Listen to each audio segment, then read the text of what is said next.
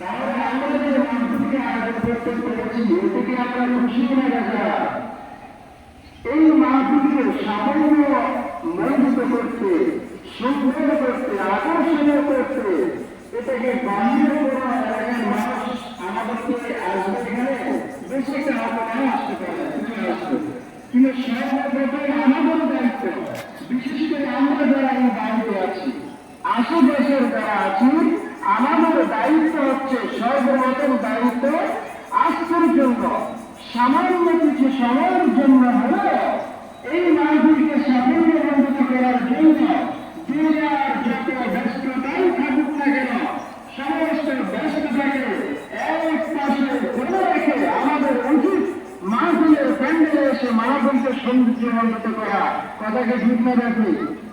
এখন আমি আপনাদের নিকট মাইকের আওয়াজ কতটুকু যাচ্ছে সকলের নিকট সবিনয় আবেদন করছি, আপনারা এখানে যারা চা দোকানে এখানে সেখানে দুনিয়ার গতি ব্যস্ততা নিয়ে আপনারা এখনো আছেন, সকলকে বিনীতভাবে অনুরোধ করছি সকলে মাহফিলের প্যান্ডেলে চলে আসুন।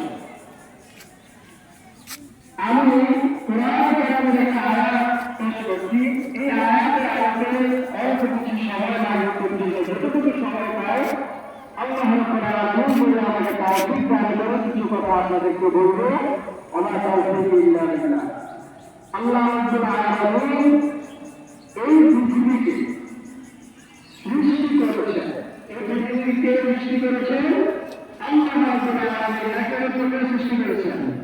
আপনারা কি বিশ্বাস করেন এই পৃথিবী কে সৃষ্টি করেছেন? সকলে বলেন তো একবার কে? আল্লাহ রব্বুল ইজ্জতুল জালাল। এই পৃথিবীকে তিনি সৃষ্টি করলেন আনুমানিক 500